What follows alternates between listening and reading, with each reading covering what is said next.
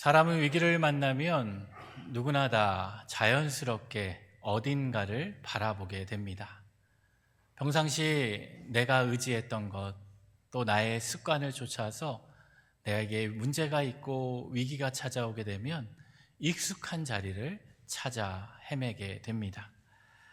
길을 잃은 사람은 방향을 찾기 위해 기준점을 찾게 되고, 또 마음이 불안한 사람은 내가 누군가를 의지할 그 대상을 찾아 나서게 됩니다.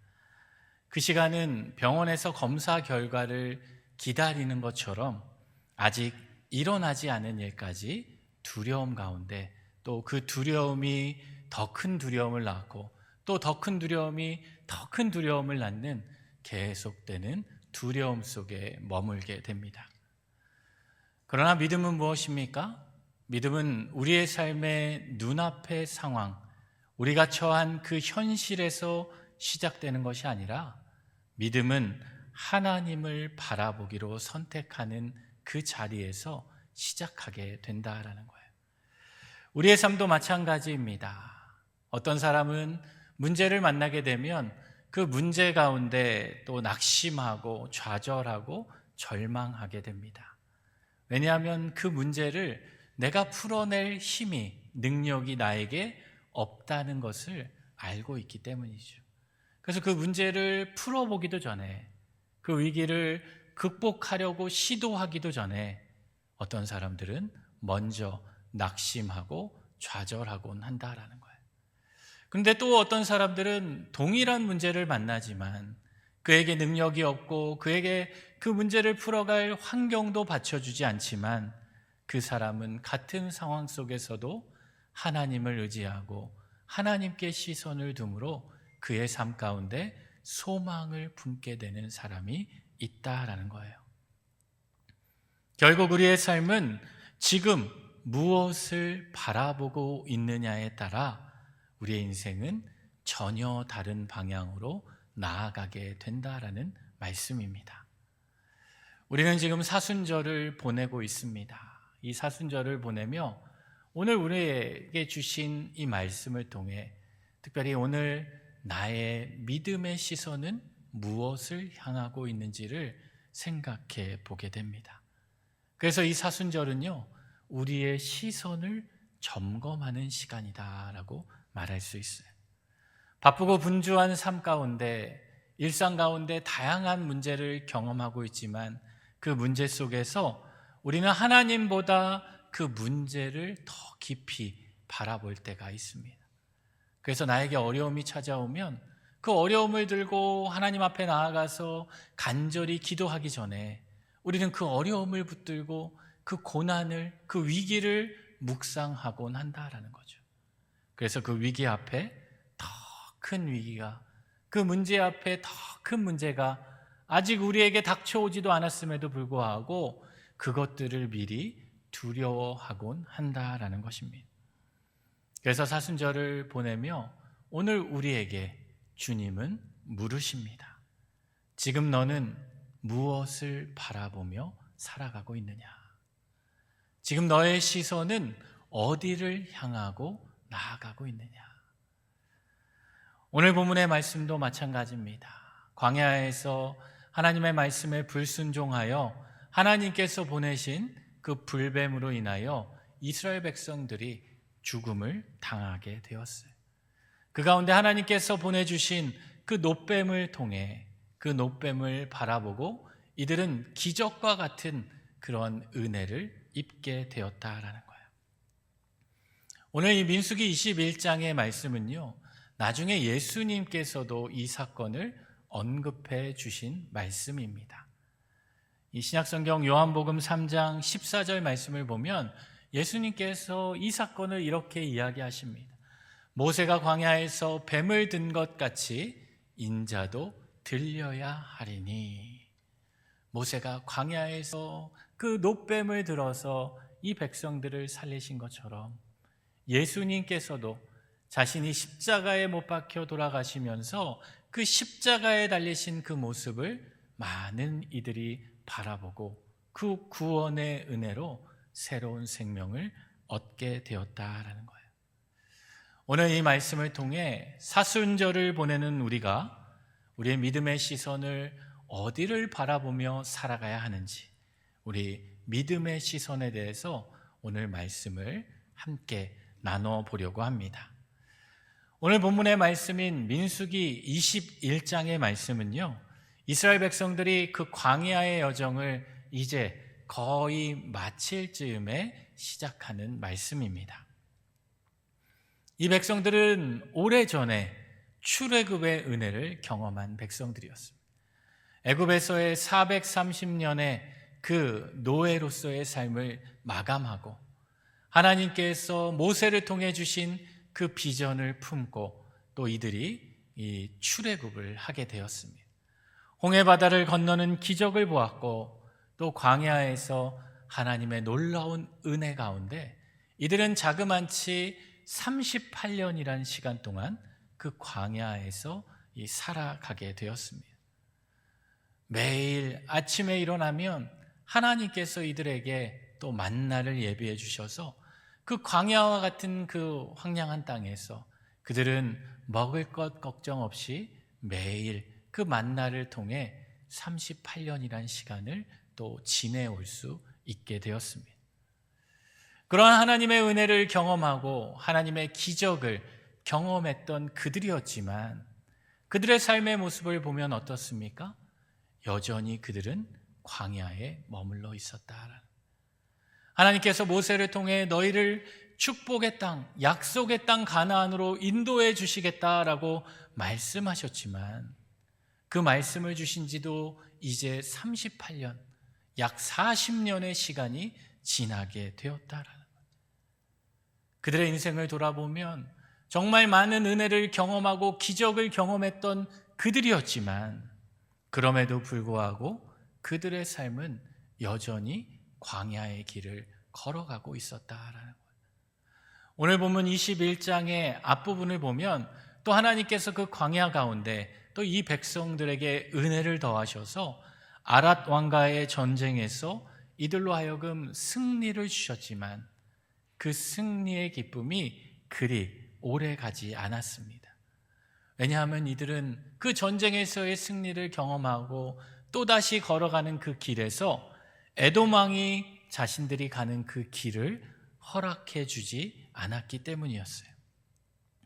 그래서 그들은 그 광야의 길을 더 멀리 돌아가야만 했다라는 겁니다. 지치고 힘든 길이 이들에게 계속 이어지게 되었다라는 말씀이에요. 오늘 본문의 이 민수기 21장 4절 말씀을 보면 그들의 상태를 다음과 같이 나타내주고 있습니다. 우리 4절 말씀을 같이 읽어볼까요? 백성이 호르산에서 출발하여 홍해길을 따라 에돔 땅을 우회하려 하였다가 길로 말미암아 백성의 마음이 상하니라. 아멘. 이들이 에돔 땅을 직접 가로질러 가면 그렇지 않아도 힘든 그 여정이 조금이나마 또 위안이 되었을 텐데 그 에돔 왕이 그 땅을 허락하지 않아서 그들은 먼 길로 이 우회하여 돌아가야만 했다라는 거예요. 그래서 그들의 마음이 상했다라고 표현하고 있습니다.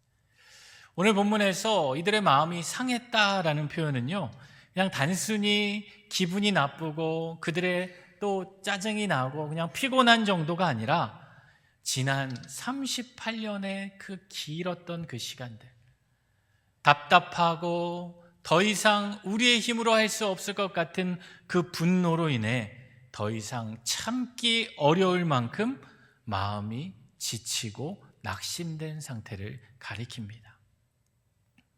여러분 생각해 보십시오. 1, 2년도 아니고 38년 동안 그 광야에 머물면서 하나님께서는 계속해서 약속의 땅으로 인도해 주신다라고 하시는데 여전히 그 광야에 머물러 있는 이 백성들의 마음이 어떠한 마음이었겠어요? 그들의 마음이 상했다라는 거예요. 결국 그들의 입술에서 또다시 원망과 불평이 나오기 시작했다라는 거예요. 여러분 우리도 그럴 때 있지 않습니까? 나에게 어떠한 일을 이루어진다라고 했을 때 그 일이 당장 이루어지지 않으면 조금은 기다릴 수 있어요. 그러나 하루 이틀, 자그만치 38년 동안 그 일이 이루어지지 않는다고 하면 우리의 마음 가운데 이 원망과 불평의 마음이 드는 것이 어찌 보면 당연한 것처럼 여겨질 수 있다라는 거예요. 그러나 이 장면은 광야를 살아가는 인간의 연약한 모습만 보여주는 것이 아니라 동시에 하나님께서 그러한 상황 속에서도 이 백성들을 향해 구원의 길을 어떻게 열어주시는지를 말씀해 주고 있다라는 것입니다. 오늘 이 민수기 21장의 말씀을 우리가 함께 나눔으로 광야와 같은 우리의 삶 가운데 하나님께 우리가 어떻게 하나님을 향한 믿음을 가지고 하나님을 바라보며 그 시선을 두며 살아가야 하는지를 오늘 말씀을 통해 살펴보려고 합니다. 첫째로 우리가 삶 가운데 하나님을 향한 시선을 놓치게 되면 우리의 삶에는 원망이 시작하게 된다라는 거예요. 오늘 본문의 5절 말씀은 백성들은 하나님께서 그 백성들을 또 향해서 그 상황을 설명해 주고 있습니다. 우리 5절 말씀을 같이 한번 읽어볼까요? 백성이 하나님과 모세를 향하여 원망하되 어찌하여 우리를 애굽에서 인도해 내어 이 광야에서 죽게 하는가? 이곳에는 먹을 것도 없고 물도 없도다. 우리 마음이 이 하찮은 음식을 싫어하노라 하매. 아멘. 이 백성들이 마음이 상하여서 그들의 마음 가운데 지금까지 하나님께서 베풀어 주신 그 은혜는 다 사라지게 되었다. 그리고 이 모세를 통해 하나님을 향해 원망하는 거죠.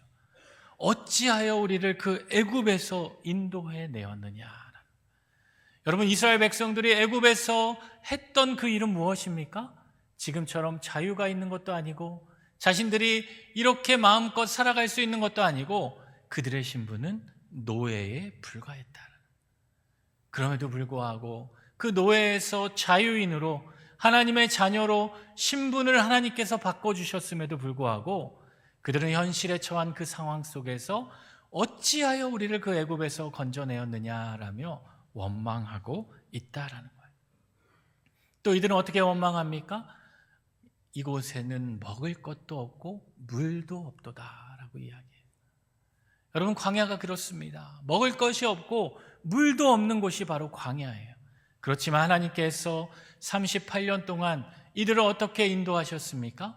만나와 메추라기를 통해 그들을 배부르게 먹였다라는 거예요. 매일 그들이 일하지 않고 매일 노동하지 않아도 아침에 일어나면 만나가 그들을 향해 준비되어 있었다.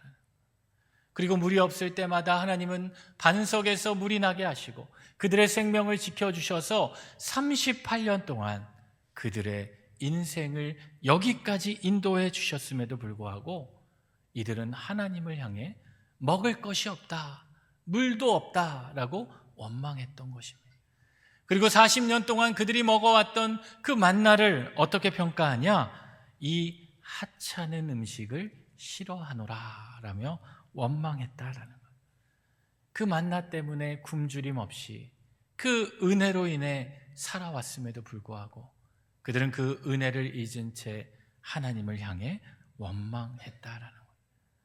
이처럼 수많은 기적을 경험하고 수많은 은혜를 경험하게 되어도 우리의 시선이 하나님을 향해 있지 않으면 우리의 삶 가운데 그것이 은혜임을 깨닫지 못하고 우리는 원망하고 불평하게 된다라는 거예요. 왜 그렇습니까? 그들의 환경이 더 어려워졌기 때문만은 아니었지요. 그들의 시선이 하나님에게서부터 자신들의 삶에 있는 그 어려움과 문제로 옮겨갔기 때문이었어요. 광야는 이전에도 광야였습니다. 그러나 그 광야를 처음 걸었을 때 그때만 해도 이 이스라엘 백성들은 그 광야 가운데 하나님을 붙잡고 하나님께 시선을 두었다라는 거예요. 하늘에서 만나가 내려지고 메추라기가 내려지고 반석에서 물이 내려지고 그들이 하나님의 은혜를 경험할 때 그 순간에는 그들의 시선이 하나님을 찬양하며 하나님께 영광을 돌렸지만 지금은 그 하나님이 아니라 이제는 자신의 삶의 문제를 바라보게 되었다라는 거예요. 이처럼 우리가 삶 가운데 환경을 바라보고 문제를 바라보게 되면 우리는 낙심하고 원망할 수밖에 없다라는 것입니다. 우리도 그렇지 않습니까? 우리의 삶 가운데에도 이런 백성들의 모습이 보이죠.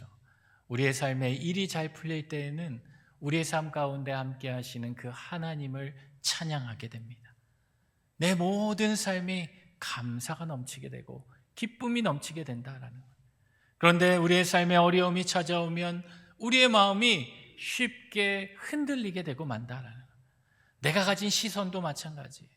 은혜가 충만하고 믿음이 충만할 때는 내 시선이 하나님을 향해 있습니다.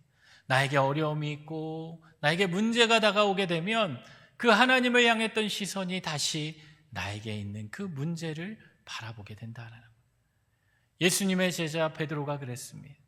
예수님이 보내신 그 배를 타고 갈릴리 바다를 지나갈 때 그 갈릴리 바다에 찾아온 그 풍랑 속에서 베드로의 마음은 두려움으로 가득 차게 되었다는 그 두려움 속에 무리를 걸어오시는 주님을 바라보자 베드로가 어떻게 됩니까?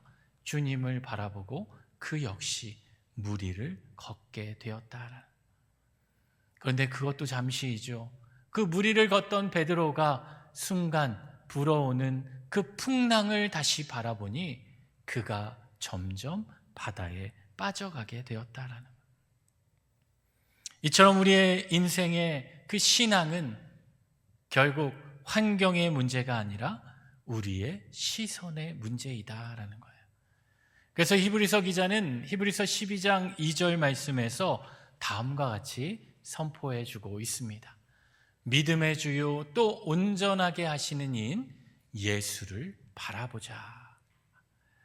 신앙은 결국 누구를 바라보느냐의 문제입니다. 광야에서 길을 찾는 자들에게 나침반은 매우 중요하지요.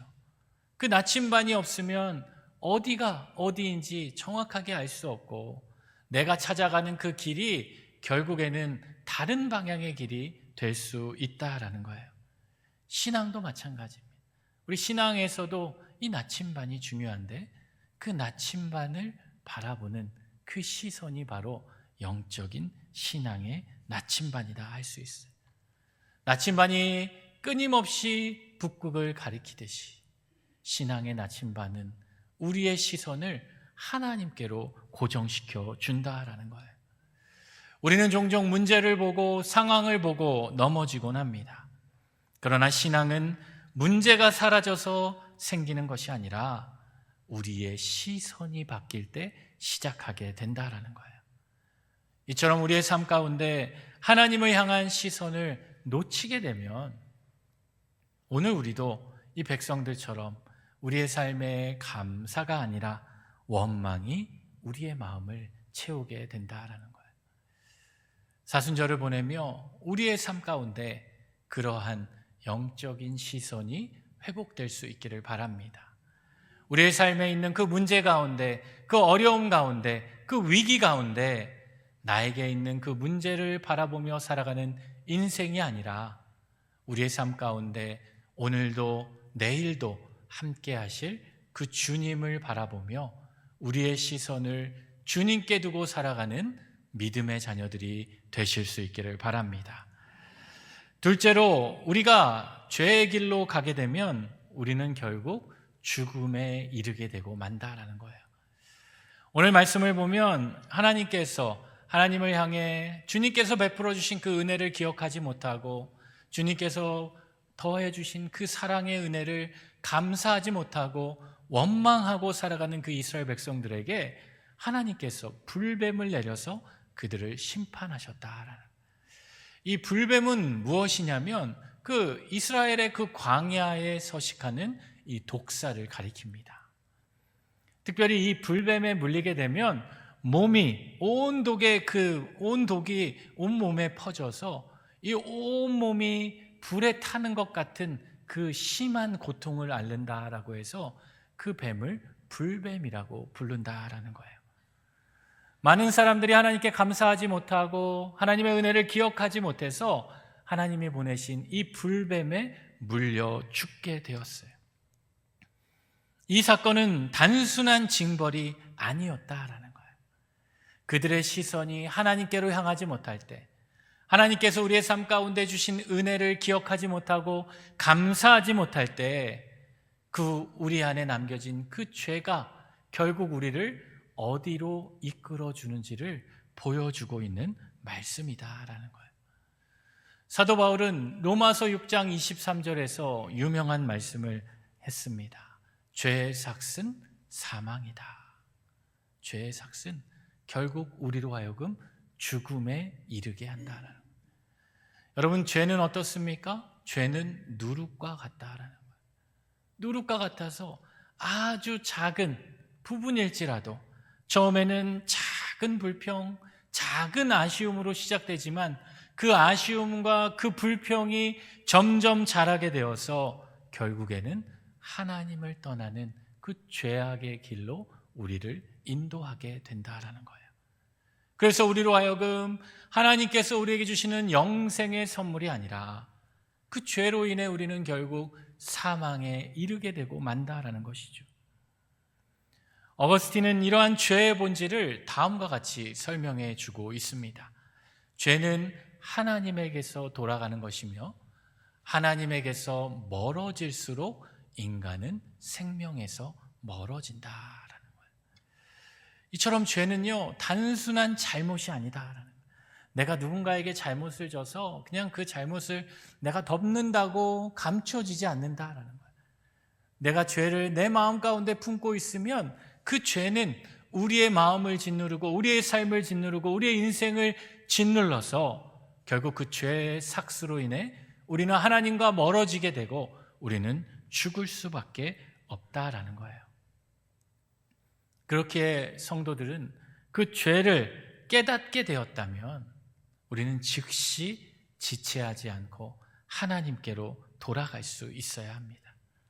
왜냐하면 우리 하나님께서는 그 죄를 미워하시고 죄를 심판하시는 분이시지만 동시에 죄를 뉘우치고 하나님께 돌아오는 자들을 사랑으로 용서해 주시는 분이시기 때문이에요. 그래서 우리는 삶 가운데 있는 그 죄의 자리에서 멀어지고 그 죄의 자리에서 뉘우치는 인생이 되어야 합니다.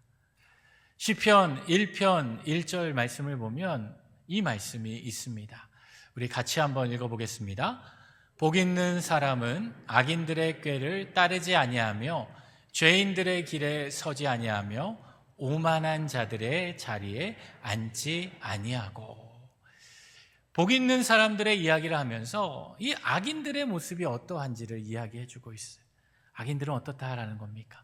처음에는 그 작은 죄의 자리에 내가 따르게 된다라는 거예요. 그리고 나중에는 그 길에 나도 모르게 서 있게 되고 나중에는 그 길에 나도 모르게 눌러 앉아 있게 된다라는 거예요. 죄는 그처럼 네 누룩과 같이 쉽게 퍼지게 된다라는 거예요. 그래서 우리는 그 죄의 자리에서 벗어나 복 있는 사람처럼 그 죄인의 자리에 머무르는 인생이 아니라 우리는 여호와의 말씀을 즐거워하며 그 말씀을 묵상하고 하나님이 주신 그 믿음으로 하나님을 바라보는 믿음의 삶을 살아갈 수 있어야 한다라는 거예요. 우리는 사순절을 보내고 있습니다. 사순절은 우리의 시선을 점검하는 이 시기라고 말씀드렸는데 우리의 시선을 돌아보며 나의 시선이 주님께로부터 멀어져 있다면 나의 마음이, 나의 생각이, 나의 삶이 주님의 그 은혜의 자리에서 빗겨나 있다면 우리는 그 죄의 자리에서 돌이켜 하나님께로 나아갈 수 있어야 합니다. 이번 한 주간도 우리의 인생이 죄인의 길에 서지 않고 죄인의 자리에 앉지 아니하고 하나님께로 돌아가는 믿음의 자녀들이 되실 수 있기를 바랍니다. 마지막 세 번째로 우리가 하나님을 바라볼 때 우리의 삶에 구원의 길이 열리게 된다라는 거예요. 백성들이 하나님이 보내신 그 불뱀으로 인해 고통 가운데 죽어가게 되었습니다. 그렇게 주변에 많은 백성들이 죽어가고 자신들도 그 죽을 수 있다라는 그 두려움에 맞닥뜨리게 된 이 백성들이 그제서야 자신들의 죄를 뉘우치고 깨닫기 시작합니다. 오늘 본문 7절, 우리 하반절의 말씀인데요. 우리 같이 한번 읽어보겠습니다. 우리가 여호와 당신을 향하여 원망함으로 범죄하였사오니. 이들이 더 이상 하나님 앞에 변명하지 않았다. 하나님 앞에 자신들의 죄를 감추거나 속이거나 아무것도 아니다 여기지 않았다라는 거예요. 이들은 어떻게 해요? 하나님 앞에 자신의 죄를 인정하기 시작했다. 여러분, 우리의 삶에 하나님이 주시는 그 변화와 하나님이 주시는 그 회복이 언제 시작되냐? 내가 하나님 앞에서 나의 죄를 인정할 때 시작하게 된다. 우리는 그 인정하는 게 쉽지 않죠. 나의 연약함을 드러내야 하니까, 나의 치부를 드러내야 하니까, 부끄러우니까, 다른 사람들이 나를 바라보는 시선이 있고 나에 대한 기대치가 있는데, 또 내 자존심이 있는데 그것을 인정하고 내려놓기가 결코 쉽지 않다라는 거예요. 그러나 그것을 하나님 앞에 내려놓고 인정하는 자리에 우리의 인생의 변화가 시작된다라는 거예요. 그렇게 이 백성들이 하나님 앞에 자신들의 죄를 뉘우치고 고백하기 시작하자 하나님께서 이 백성들에게 말씀해 주십니다. 오늘 8절의 말씀인데요. 우리 8절의 말씀을 같이 읽어보겠습니다. 여호와께서 모세에게 이르시되 불뱀을 만들어 장대 위에 매달아라. 물린 자마다 그것을 보면 살리라. 아멘. 하나님께서 그 백성들의 기도를, 그 간구를 들으셨다라는, 자신들의 연약함을 인정하고 하나님께 뉘우치고 우리가 연약합니다, 우리가 실수했습니다, 우리가 죄인입니다 라고 고백한 그 자리에 하나님께서 모세를 통해 말씀해 주셨다라는 거예요. 불뱀을 만들어서 그 장대 위에 달아라. 그리고 그것을 보면 살게 될 것이다. 하나님의 방법은 복잡하지 않았다. 하나님께서 우리에게 주신 처방은요, 복잡하지 않았어요. 어렵지 않았다라는 거예요. 아주 단순했어요. 다른 것이 없었습니다. 물린 자가 죽어가는 그 고통 속에서 고개를 들어 하나님이 모세를 통해 만드신 그 불뱀, 그 놋뱀의 모형을 보면 살게 되었다라는 거예요. 그러나 이것은 단순한 하나님의 말씀이지만 단순한 행위는 동시에 믿음의 결단을 요구했다라는 거예요. 어떤 사람은요, 이러한 하나님의 말씀을 듣고 어떻게 반응했을까요? 그들은 하나님의 말씀을 무시한 자들도 있었을 거예요. 내가 지금 이렇게 죽게 되었는데 뭐야, 해독약을 주는 것도 아니고 그 놋뱀이 무슨 능력이 있어? 그 놋뱀을 쳐다본다고 무슨 변화가 있겠어? 이렇게 많은 사람이 죽었는데 해결책이 그게 뭐야? 라며 그 가운데서도 끝까지 자존심을 부리고 자기 고집을 피우며 고개를 들지 않는 사람들도 있었을 것입니다.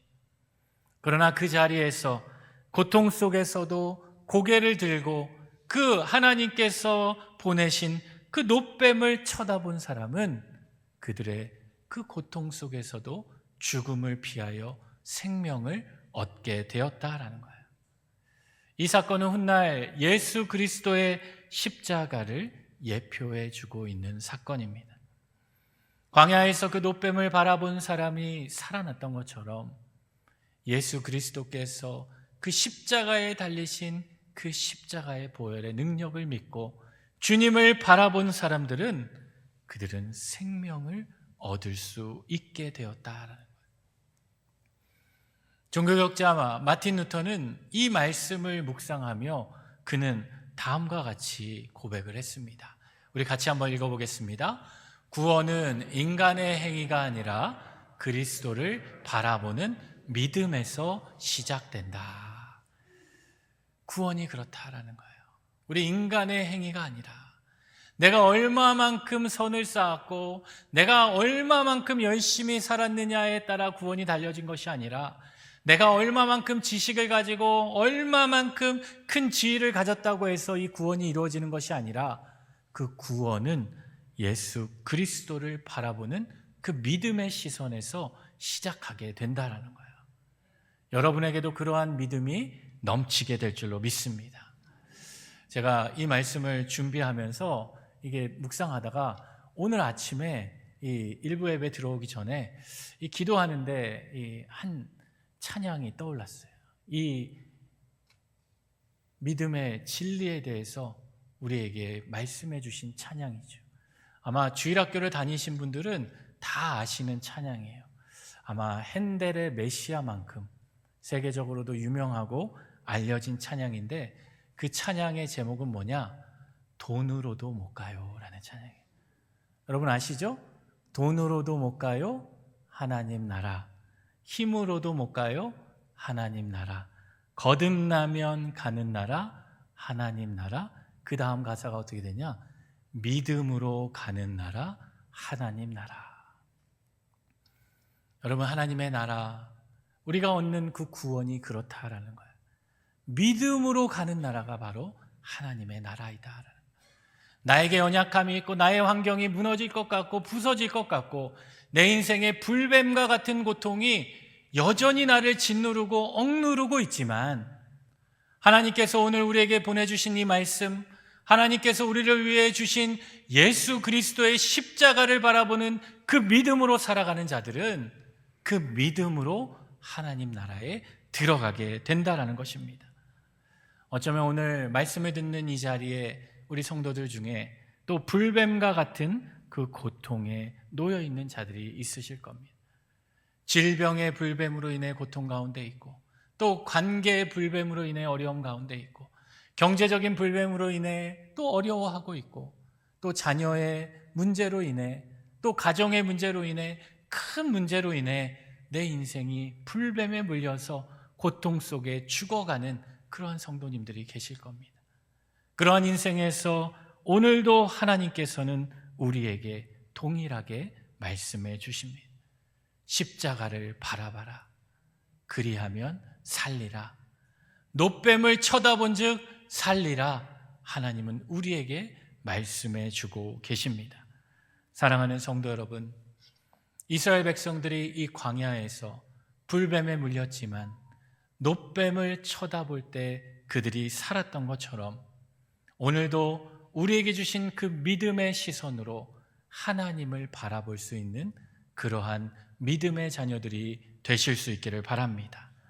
우리의 삶 가운데 찾아온 불뱀과 같은 그 어려움 속에서 우리에게 보내주신 예수 그리스도의 십자가를 의지하며 이 사순절을 주님을 바라보며 쳐다본 즉 살더라. 그